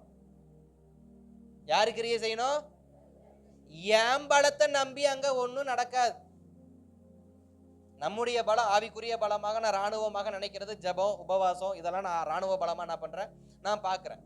அப்ப தாவீது தன் ராஜ்யம், நான் என்னுடைய ஆவிக்குரிய வாழ்க்கை கட்டப்பட, நான் என்னுடைய குடும்பம் கட்டப்பட, நான் நம்புவது எதுவாக இருக்கணும்னா, என்னுடைய ஜெபம் அல்ல, என்னுடைய உபவாசம் அல்ல, என்னுடைய கீழ்ப்படிதல் அல்ல, என்னுடைய ஆராதனை அல்ல, என்னுடைய வேத அறிவு அல்ல, என்னுடைய ஸ்தோத்திர பலிகள் அல்ல, நான் தேவனை முதலாவது நம்பி இருக்கணும். அற்புதம் எப்ப நடக்கும்? இயேசு கிறிஸ்து சொல்றாரு, நீ விசுவாசிப்பாயானால் உன் விசுவாசம் உன்னை ரட்சிக்கும். அப்ப என் விசுவாசம் நான் நம்பலாமா? தாராளமா நம்பலாம். ஏன்? அந்த விசுவாசமே இயேசு கிறிஸ்து. என்ன விசுவாசிக்கிறது யாரதான்? இயேசுவதான் நான் எந்த மனுஷனையும் நான் விசுவாசி, எங்க அப்பாவையும் எங்க அம்மாவையும் தம்பியவே கூட பிறந்த எவனையும் நான் விசுவாசிக்கலாம். நான் விசுவாசிக்கிறது யாரா? இயேசுவ. அப்ப அவரே எனக்கு விசுவாசமாய் மாறும் பொழுது அந்த இயேசு என்கிற விசுவாசம் என்னை எப்படி ரட்சிக்காம விடும்? அப்ப நம்முடைய பலம் என்ன? நம்முடைய பலமே நமக்கு அநேக நேரத்தில் தெரியறது இல்லை. நாம் நம்முடைய பலமா நினைக்கிறது ஜெபத்தை மட்டுமே. அது நான் செய்கிற ஜெபம். நான் செய்கிற ஜெபத்துக்கும் எனக்காக தேவன் செய்கிற ஜெபத்துக்கும் வித்தியாசம் இருக்கா இல்லையா? வேதம் அழகாய் சொல்லுகிறது, அவர் பெருமூச்சோடு பிதாவின் வலது பரிசத்தில் உட்கார்ந்து நமக்காக பரிந்து பேசி கொண்டு இருக்கிறாரா? யாருக்காக? நமக்காக. நமக்காக அங்க ஒரு ஜெபம் இருக்கு. அந்த ஜெபத்தை விட நான் பண்ற ஜெபம் பெருசு. அப்ப நான் யாரை நம்பணும்? ஜெபிக்கணும், உபவாசிக்கணும், வேதத்தை வாசிக்கணும், வேத அறிவை கற்றுக்கொள்ளணும், வேதத்தை வசனத்தை கொண்டு ஸ்தோத்திரங்கள் சொல்லணும். ஆனால் நான் ஸ்தோத்திரம் சொல்றதுனால, நான் ஜெபிக்கிறதுனால, நான் உபவாசிக்கிறதுனால, அப்படி அந்த என்னாலங்கிறது இல்ல, தேவனால. அதான் தாவீது கற்றுக் கொடுக்கிறார். என் ராணுவ பலத்தால அல்ல, இந்த ராணுவ பலத்துக்கு பலமா இருக்கிற தேவனால.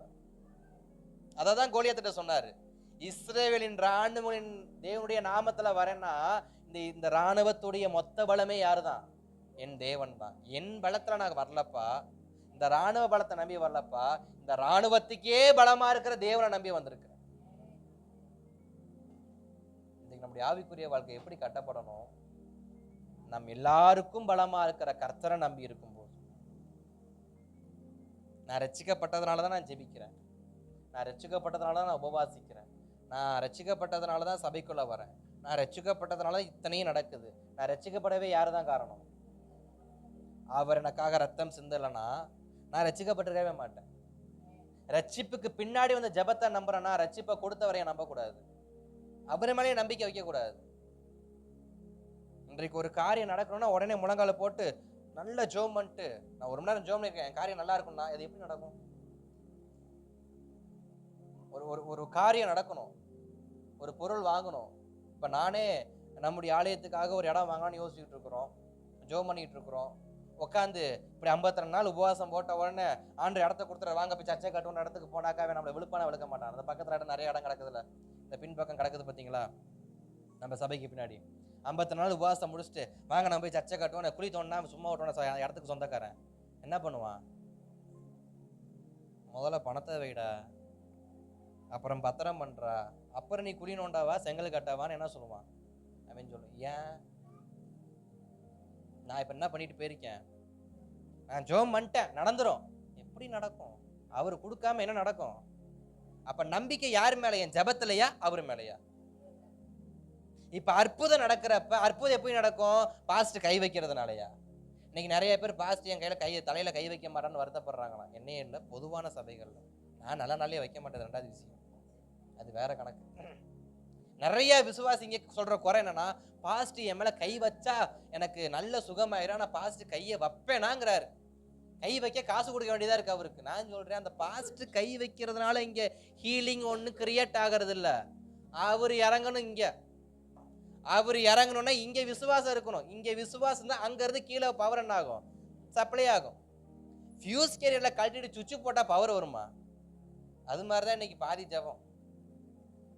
பாஸ்ட் சுவிட்ச் போட்டாலும் மேலைக்கும் கீழே இருக்கிற பீஸ் கேரியர் கழட்டினதுக்கு அப்புறமா இங்க ஒரு பல்பு என்ன ஆகாது? எரியாது. அதைத்தான் தாவீது கத்து கொடுக்கிறாரு. உன் ஆவிக்குரிய வாழ்க்கையில நீ உன்னையே நம்பாத, உன் ஜெபத்தை நம்பாத, குறிப்பா உனக்கு பாஸ்டரா ஒருத்த வெள்ளை சட்டையும் வெள்ளை பண்ணியும் போட்டு நிப்பான் பாரு, அவனை நம்பிடவே நம்பிடாத. முழுக்க முழுக்க கர்த்தரை மட்டும் என்ன பண்ணு? நம்பு. உங்களுக்கு அதே தான் சொல்றேன். இந்த வெள்ளை சட்டை வெள்ளை பேண்ட் இல்லை, எந்த வெள்ளை சட்டை வெள்ளை பேண்டையும் நம்பாதீங்க, கர்த்தரை மட்டும் நம்புங்க. அல்லேலூயா. இவரு ஜெபம் நாங்களாம் சும்மா, அதாவது கடல்ல ஒரு துளின்னு சொல்லுவாங்க, அந்த துளியில ஒரு துளி பார்த்துருக்கீங்களா? அது மாதிரிதான் நான்லாம். கடல்ல ஒரு துளி, அந்த துளியிலையும் ஒரு துளி கண்டுபிடிச்சா அந்த துளியா தான் நான் இருப்பேன். நான் மாத்திரம் இல்ல, எல்லா தேவ மனிதர்களும் கர்த்தருக்கு முன்பாக அப்படிப்பட்ட துளியா தான் இருக்கும். ஆனா அந்த துளியை எல்லாம் நம்புறாங்களே தவிர சமுத்திரத்தை யாரும் என்ன பண்ண மாட்டாங்க. சமுத்திரத்துக்கு போங்க, அங்க கொட்டி கிடக்கு ஆசீர்வாதம். சமுத்திரத்துல கொட்டி கிடக்கு, கொட்டி கிடக்குற சமுத்திரத்தை விட்டு குட்டையில உட்காந்து என்ன பண்றாங்க, கிண்டிக்கிட்டு இருக்கிறாங்க. ஏதாவது வருமா வருமா வருமா வருமா வருமா வருமா வருமா. குட்டையை கிண்டாதீங்க, சமுத்திரத்துக்கு போங்க. ஜெபம் இருக்கட்டும், அந்த ஜெபங்கிற வலை இருக்கட்டும், அதை வீச குட்டைக்கு போகாதீங்க, கடலுக்கு போங்க. உங்க ஜெபம் என்கிற வலைய, உங்க உபவாசம் என்கிற வலைய, உங்க காத்திருப்பு என்கிற வலைய, எல்லா வலையும் குட்டையில போடாதீங்க, ஆத்துல போடாதீங்க, நேரா சமுத்திரத்துக்கு போங்க. நான் சொல்ற சமுத்திரங்கிறது நம்ம வேளாங்கண்ணி பீச்சோ இல்ல மெரினா பீச்சோ, இந்த பீச் இல்ல, பசிபிக் ஓஷனுக்கு போங்க. இந்திய பெருங்கடலுக்கு போய் அங்க வீசுங்க வலைய. இந்திய பெருங்கடலா இயேசு கிறிஸ்து இருக்காரு.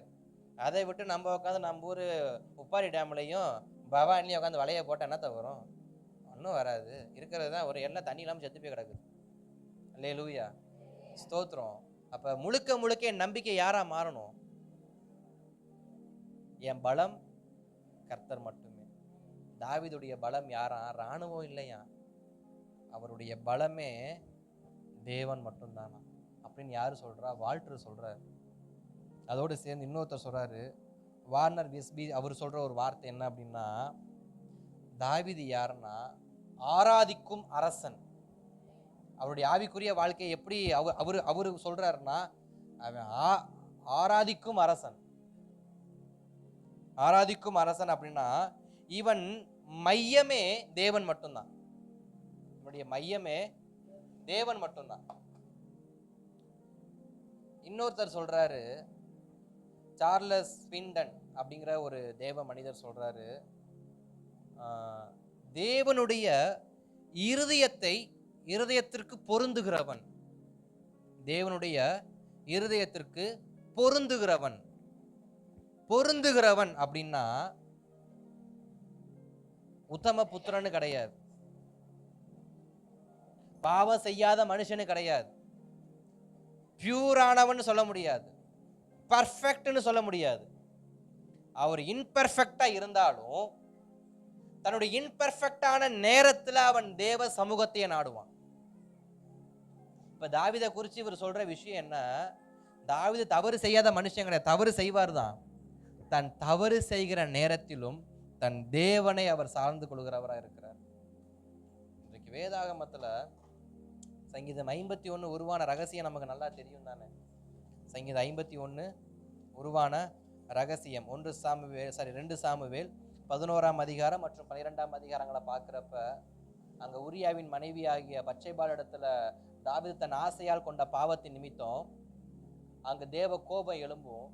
தேவ கோபம் எழும்பும் போது அங்க தாவீது செய்கிற ஒரே ஒரு காரியம் என்ன அப்படின்னா, தான் பாவம் செய்தாலும் அவன் தேவ சமூகத்துல போய் தன் பாவத்தை என்ன பண்றாரு? அறிக்கை பண்ணுகிற ஆவிக்குரிய நிலைமைக்கு அவர் வளருகிறார். ஸ்தோத்திரம். இந்த வார்த்தையை சொல்றதுனால யாரும் கோச்சிக்காதீங்க, கோச்சிக்கிட்டாலும் பரவாயில்ல, கோச்சிக்காங்க. கர்த்தர் நல்லவர். கர்த்தருடைய பந்தியில நம்ம ஒவ்வொரு விஷயம் அந்த பந்தியை விட்டு எழும்பி போறோமா இல்லையா? ஏதோ ஒரு தவறு செஞ்சுட்டோம், மனசுக்கு சரியில்லை, ஒருவேளை வீட்டில் மனைவிட்ட சண்டை போட்டிருப்போம், இல்லை ஏதாவது மனுஷன்கிட்ட சண்டை, ஏதோ ஒரு விஷயத்தினால நம்ம என்ன பண்றோம்? திருவிருந்து பந்தியில உக்காராம எழும்பி போறோம். ஆனா இங்க தாவீது கற்றுக் கொடுக்குற ஆவிக்குரிய தன்மையை நம்ம கவனிக்கணும். நீ பாவம் செஞ்சிருந்தாலும் தேவனை விட்டு விலகி போக. நீ பாவம் செஞ்சாலும் தேவனை விட்டு விலகி போகாத. நீ செய்யற ஒரே ஒரு விஷயம் என்னவா இருக்கணும் அப்படின்னா, நீ தேவனோடவே இருந்துரு. அவர் அடிச்சாலும் சரி, புடிச்சாலும் சரி, வெளுத்தாலும் சரி, அவரை விட்டு பின்வாங்கி வர எண்ணத்தை மட்டும் நீ என்ன பண்ணாத, கொண்டு வராத. ஒரு நல்ல ஆவிக்குரியவர்கள் செய்கிற ஒரே ஒரு காரியம் என்ன? தான் தவறு செய்தாலும், தவறு செய்யக்கூடாது, அதை மீறி தவறு செய்தால் நான் போய் விழ வேண்டிய ஒரே இடம் எதுனா தேவ சமூகமா தான் இருக்கும்.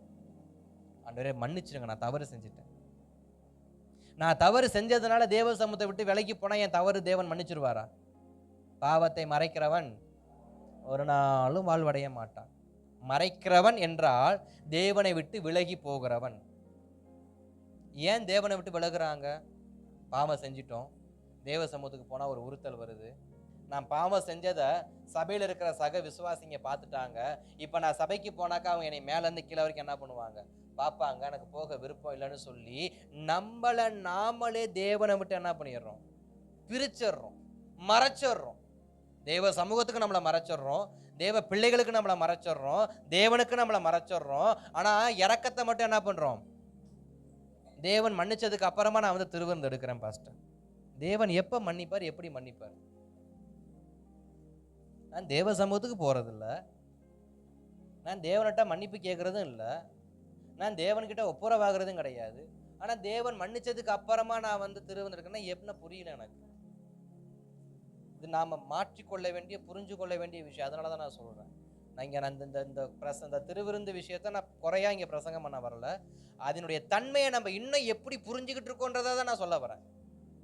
இப்போ தாவீது கிட்ட தேவன் சொல்றாரு, நாத்தான் தீர்க்கதரிசி சொல்றாரு, நீ பாவம் செஞ்சிட்டடா, நீ வந்து செஞ்ச பாவத்துக்கு வந்து தண்டனை இருக்குன்னு சொன்ன உடனே தாவீது ஓகே, நான் பண்ண பாவத்துக்கு இன்னைக்கு சரியான பைசல் என்ன ஆகாது, உண்டாக போகுது.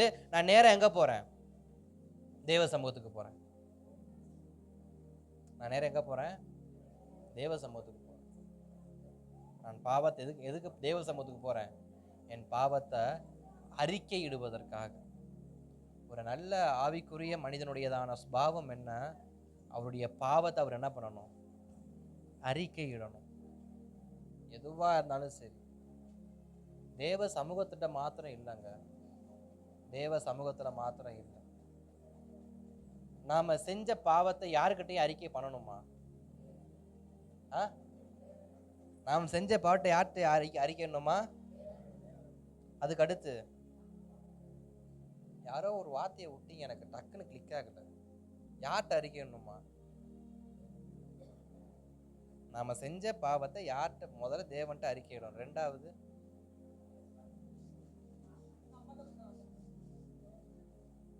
யாருக்கு விரோதமா எழும்புனா அவன்கிட்ட போய் மன்னிப்பு கேட்கணும், அவன்கிட்ட போய் ஒப்புற வரும். இன்னைக்கு பூரா பாஸ்டர் தான் வரீங்க, பாஸ்டர் உங்களுக்கு பாவம் பண்ணி கொடுத்துருக்காரு, இயேசுவின் நாமத்தில் அவன் பாவம் கழுவப்பட்டுச்சு. இன்னைக்கு பூரா இடத்துல அதான் நடக்குது. ஒரு திரையை போட்டு உக்காந்துடுறாங்க, சேரை போட்டு உள்ள, உன் பாவத்தை இயேசு மன்னித்தா. இல்லை, இயேசுநாதத்தை போய் பாவம் மன்னிப்பு கேளு. நீ எவனுக்கு விரோதமா பாவம் அவன்கிட்ட போய் மன்னிப்பு கேளு. அதை விட்டு போட்டு திரைக்கு முன்னாடி உட்காந்து என்னைய மன்னிச்சிருங்க ஆண்டவரேன்னு மெழுகுவத்தியை பிடிச்சிட்டு உட்காந்து எங்கேருந்து மன்னிப்பு வரும்? இதில் பாஸ்டர்கிட்ட வந்துரு, பாஸ்டர் ஐயா என்ன மன்னிச்சங்களே, உனக்கு எனக்கு என்னென்ன சம்பந்தம்? நீ எனக்கு என்ன துரோகம் பண்ண, நான் உனக்கு என்ன துரோகம்? நீ ஏன்ட்ட வந்து புலம்புற, என்ன ஆச்சு? நிறையா பேர் என்கிட்ட வருவாங்க, இந்த மாதிரி தப்பு பண்ணிட்டேன் பாஸ். நான் சொல்லுவேன், சரி இப்போ என்னதான் பண்ணணும்? நான் இயேசுநாதர் கிடையாது, நான் பாவம் மன்னிப்பு கொடுக்கவும் முடியாது, அதுக்கு அதிகாரமும் எனக்கு கிடையாது. அதனால எங்க தான் போகணுமா? பாவத்தை அறிக்கை இடுகிற தேவ சமூகத்துக்கு போகணுமா? நேரா ஸ்ட்ரெயிட்டா தேவன்கிட்ட போங்க, அறிக்கை இடுங்க, மன்னிப்பை பெற்றுக்கொள்ளுங்க. ரெண்டாவதா இடம், அந்த இடத்துக்கு கண்டிப்பா போகணும். இன்னைக்கு 99.99% பேர் அந்த இடத்துக்கு போறது இல்லை. யார் தெரியுமா? நான் யாருக்கு விரோதமா பாவம் செஞ்சனோ அவன்கிட்ட. அது என் நண்பனா இருக்கலாம், அல்லது என்னுடைய உறவுகளா இருக்கலாம், அல்லது என் மனைவியா இருக்கலாம், அல்லது என் பிள்ளைகளா இருக்கலாம், என் தகப்பனா இருக்கலாம், அந்த யாரா வேணா அந்த இடத்துல இருக்கலாம். இப்போ ஸ்தோத்திரம், தாவீது தேவ சமூகத்துக்கு போனார், மன்னிப்பு பெற்றுக்கிட்டு அடுத்து யார்கிட்ட போனாரு? பச்சை பாட்ட தான் போனார். அடுத்து யார்கிட்ட போனாரு? அதனாலதான் சாலமன் என்ன பண்ண, அடுத்து பிறந்தான். ஏன்னா அங்க பிறந்தது செத்துருச்சு, அங்க ஃபர்ஸ்ட் பேபி டெத்து. இப்ப ரெண்டாவது பேபி தான் யாரு? இப்ப தாவீது செஞ்ச தவற மனம் திரும்பி யார்கிட்ட ரெண்டாவதா போனது? பச்சை பாட்டு. தேவன்கிட்ட ஒத்துக்கணும். நான் யாருக்கு விரோதமா பாவம் செஞ்சேனோ அவங்கள்ட்ட போய் என்னுடைய தவறை ஒத்துக்கணும். அப்படி தவறை ஒத்துக்கொள்ளும் பொழுது எனக்கு ஒரு ஆசீர்வாதம் பிறக்கும். அல்லேலூயா. இன்றைக்கு எல்லா தேவ பிள்ளைகளும் எல்லா தேவ மனுஷங்களும் எல்லாருமே ஆவிக்குரிய மனுஷனா என்ன அர்த்தம்? தவறு செஞ்சோடனே தேவ சமூகத்துல போயிட்டு உபவாசம் போட்டு அழுது முடிச்சிடணும். முடிச்சிட்டா தேவன் மன்னிச்சிருவாரு. நான் யாருக்கு தான் பாவம் செஞ்சேன்? அவரு நான் ஒருத்தர் திட்டிட்டு வந்தேன். அவரு ஒண்ணும் இல்ல, பாஸ்டமாவா நான் காலைல அடிச்சு விட்டேன்னு வச்சுங்க. அடிக்கலாம் இல்ல சொல்றேன், அடிச்சு விட்டேன்னு வச்சுக்கோங்க. அடிச்சுட்டு தேவ சமுத்திரம் போய் ஆண்டவரே என்னை மன்னிச்சிருங்க அப்படின்னா அவரு மன்னிச்சிருவாரு. அடி வாங்கின இவங்க என்ன பண்ணுவாங்க? அதேதான். அப்ப யார்ட்டையும் மன்னிப்பு கேட்கணும். என்னால பாதிக்கப்பட்ட சம்பந்தப்பட்ட நபர்கிட்ட போய் நான் மன்னிப்பு கேட்கணும். கேட்டா அது முழுமையான மன்னிப்பு, அது முழுமையான வாழ்வடைகிறதான வாசல். வாழ்வடைகிற வாசல்னா தேவன் மன்னித்தால் மாத்திரம் பத்தாது, மனுஷனும் மன்னிக்கணும். ஏன்னா மனுஷன் வஞ்சகத்தை வச்சிருக்கிறவன். நீங்க தேவன் கிட்ட மன்னிப்பு கேட்டுட்டு நீங்க பாட்டுக்கு போயிட்டு இருப்பீங்க. வஞ்சகத்தோட இருக்கிற மனுஷன் என்ன பண்ணுவான்? நீ நல்லா இருக்கிற காலத்துல ஓம் பிள்ளைகளை உனக்கு சார்ந்த எல்லாத்தையும் என்ன பண்ணிடுவான்? எடுத்துட்டு போயிடுவான். அதனாலதான் தேவ சமூகத்துல மன்னிப்பு கேட்ட கையோட போய் மனுஷங்கிட்ட போய் நின்றான். ஆண்டவரே மன்னிச்சிருங்க. சரி, இந்த குறிப்பிட்ட நபர்கிட்ட போயிட்டு அவங்க பெயரை சொல்லியோ அந்த உறவை சொல்லியோ தயவா என்னை மன்னிச்சிருங்க, நான் தப்பு பண்ணிட்டேன், இதுக்கு என்ன பரிகாரமோ நான் என்ன பண்ணிடுறேன் உங்களுக்கு செஞ்சிடறேன். அது பணமோ அல்லது ஏதோ நான் உங்களுக்கு என்ன பண்ணிடுறேன், என்னால் ஏற்பட்ட இழப்புக்கு நான் உத்தரவாதம் எடுத்துக்கிறேன். எத்தனை பேர் எடுத்துருக்கீங்க அந்த மாதிரி உத்தரவாதத்தை? என்னால் ஏற்பட்ட இழப்புக்கு நான் உத்தரவாதம் எடுத்துக்கிறேன், தயவாக மன்னிச்சு. என்னால் தான் உங்களுக்கு இவ்வளவு நஷ்டம் வந்துருச்சு, என்னால் தான் உங்களுக்கு இவ்வளோ கஷ்டம் வந்துருச்சு, என்னால் தான் உங்களுக்கு இவ்வளோ அவமானம் வந்துருச்சு, அதனால் அதை நான் அதை ஈடு கட்டும்படியாக நான் உங்களுக்கு ஏதாவது ஒன்று பண்ணுறேன் அப்படின்னு நம்மள எத்தனை பேர் கேட்டிருக்கோம்? இதே விஷயத்தை தேவ சமூகத்தில் எத்தனை பேர் மன்னிப்பாக கேட்டிருக்கோம்? எல்லாருமே கேட்டிருப்போம். ஏன்னா அவர் நம்மள்ட்ட எந்த ஒரு வட்டியும் முதல்ல என்ன பண்ண மாட்டார், வாங்க மாட்டார். சிம்பிளாக ஓகே இதுக்கப்புறம் பாவம் செய்யாதப்போ. ஆனால் மனுஷங்கிட்ட போனால் மனுஷன் என்ன பண்ணுவான்? அவன் மன்னிக்கணும்னா அவன் இழந்த இழப்பெல்லாம் திருப்பி கொடுக்கணும். கொடுக்க என்னால் முடியாது, அதனால மறைஞ்சிருவான். அவனுக்கு அவன் கண்ணுக்கு என்ன பண்ணுவான்? அப்படியே மறைஞ்சிருவான். அதனால தான் வேதம் சொல்லுது, மறையாத, பாவம் செஞ்சுட்டு மறைஞ்சு வாழாது. பாவம் செஞ்சாலும் பரவாயில்ல, தவறு செய்தது ராஜா என்ற பொறுப்புல நீ இருந்தாலும் தாவீது தேவ சமூகத்துக்கு போனாரு, தேவன்கிட்ட மன்னிப்பு கேட்டாரு. பச்சைபால்கிட்ட போய் நான் உனக்கு விரோதமாக செஞ்ச துரோகத்துக்கு என்னை மன்னிச்சிரு, நான் உனக்கு செஞ்சதும் துரோகம், உன் வாழ்க்கைக்கு செஞ்சதும் துரோகம், என்னை தயவாக மன்னிச்சிரு. நல்ல மனுஷனுக்கு அடையாளம் அதான், நல்ல ஆவிக்குரிய மனுஷனுக்கு அடையாளம் அதான். இன்னைக்கு சர்ச்சிலேயோ தேவ சமூகத்திலேயோ மன்னிப்பு கேட்கறது ஒரு பக்கம், எத்தனை பேர் மனுஷங்கிட்ட போய் மன்னிப்பு கேட்டு வரோம்? ஈகோ இடிக்கும் சில சமயத்தில், அப்படிதானே? ஈகோ என்ன பண்ணும்? அப்பதான் எட்டி பார்க்கும். நான் அவங்கிட்ட அவ என்கிட்ட சி நினைச்சு பார்த்தா எனக்கு ஒரு மாதிரியா இருக்குன்னு என்ன பண்ணிடுவோம்? போயிடுவோம். வேதம் சொல்லுகிறது அதை தான் நீ செய்யணும், அதை தான் நீ செய்யணும். பேதுரு யாருக்கு விரோதமா பாவம் செஞ்சாரு? பேதுரு யாருக்கு விரோதமா பாவம் செஞ்சாரு?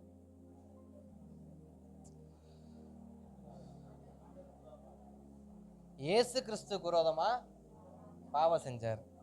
யாருக்கிட்ட போய் புலம்புனாரு?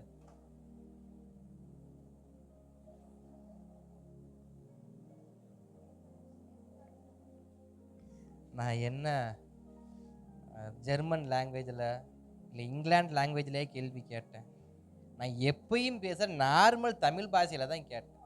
பேதுரு இயேசு கிறிஸ்துக்கு விரோதமாக பாவம் செஞ்சாரு சொன்னீங்க, சந்தோஷம். யார்கிட்ட போய் அதாவது தன்னுடைய பாவ காரியங்களை யார்கிட்ட போய் கொட்டினார்? ஃபர்ஸ்ட்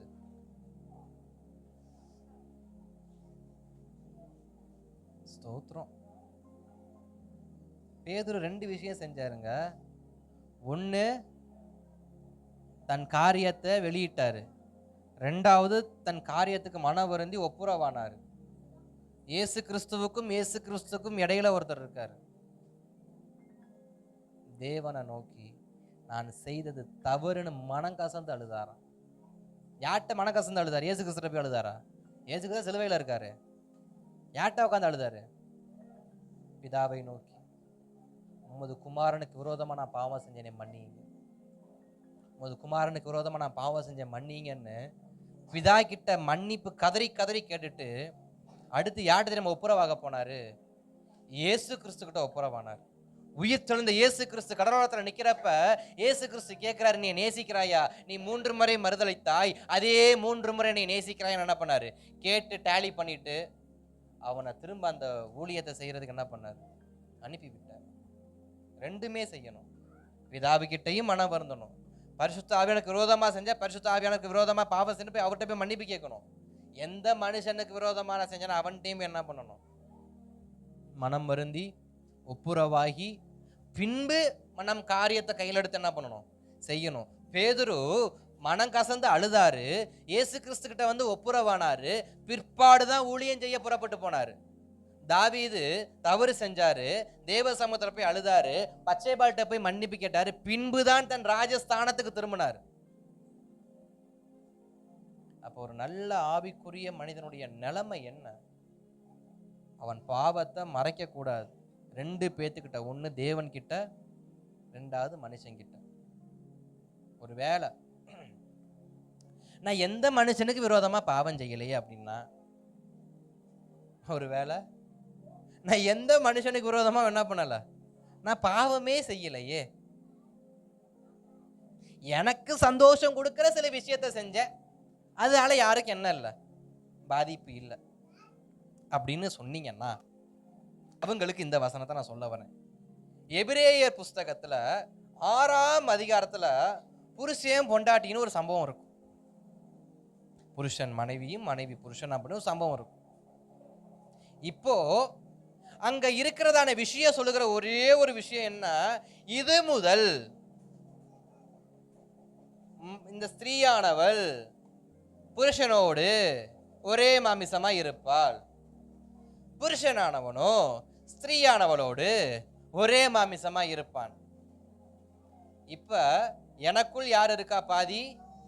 என் மனைவி. என் மனைவியிடத்துல பாதி யாரு? நான். இப்ப நான் மனுஷனுக்கு விரோதமா துரோகம் பண்ணல, எனக்கு நானே துரோகம் பண்ணேன் அப்படின்னா என்னுடைய பாதி யாரு? என் பாதி யாரு? என் மனைவி. அவங்க பாதி யாரு? நான் தான். இப்ப நாங்க 2 பேரும் என்ன பண்ணணும்? தேவன்கிட்ட மன்னிப்பு கேட்டுட்டு அவங்கள்ட்ட போய் மன்னிப்பு கேட்கணும். நான் உனக்கு விரோதமா இப்பெல்லாம் பேசிட்டேன், தயவா மன்னிச்சிருக்கமா. இந்த பேசின விஷயம் யார்கிட்ட பேசியிருப்போம்? எங்கேயோ ஒரு 3வது மனுஷன்ட்ட பேசியிருப்போம். ஆனா யாரை பத்தி பேசணும்? இவங்களை பத்தி பேசுனதுனால இவங்களுக்கு ஏதாவது பாதிப்பு வரப்போதா? இல்லை. ஆனா அது பாவமா இல்லையா? பிறருக்கு விரோதமாய் நம்ம வாய் என்ன பண்ணக்கூடாது? திறக்கக்கூடாது. இப்ப நான் பேசிட்டேன், இப்ப அது ஒரு கஷ்டமா இருக்கு, தேவ சமுத்திரம் மன்னிப்பு கேட்டேன். இப்ப நான் ஒருத்தர்கிட்ட மன்னிப்புன்னு என்ன பண்ணல, கேட்கிற. அவரு யாரு? என் சரீரத்துடைய பாதியாகிய என் சரீரமாகிய என் மனைவி கிட்ட, என் கணவர்கிட்ட நான் போய் மன்னிப்பு கேட்கணும். தன் சொந்த சரீரத்தை பகைக்கிறவன் யார்? வசனம் கேக்குது அந்த கேள்வி. தன் சொந்த சரீரத்தை பகைக்கிறவன் யார்? இன்றைக்கு இருக்கிற ஜெனரேஷன் சொந்த சரீரத்தை பகைச்சு கொண்டேதான் இருக்கு. ஒண்ணு புகையில கரைக்குது, இல்ல மதுவுல கரைக்குது, இன்னும் பல பல பொருட்கள், மலையில விளையக்கூடியதான அரிதான பொருட்களை கரைக்குது, இன்னொன்னு மாத்திரையில கரைக்குது, பாதி ஊசியில கரைக்குது. சொந்த சரீரத்தை என்ன பண்றாங்க? கெடுத்துக்கிட்டே இருக்கிறாங்க. இப்ப இந்த சொந்த சரீரத்துடைய பாதி யாரு? நான் அங்க பண்ணது மனைவிக்கு தெரியாது, ஆனா தேவனுக்கு தெரியும். தேவன்கிட்ட மன்னிப்பு கேட்டப்ப அடுத்து யார்கிட்ட ஒப்புரவாகணும்? எம்மா நீ என் பாதி, நான் உன் பாதி, இப்படிலாம் பண்ணிட்டு வந்துட்டேன், தயவா மன்னிச்சுட்டு இதுக்கப்புறம் என்ன பண்ண மாட்டேன்.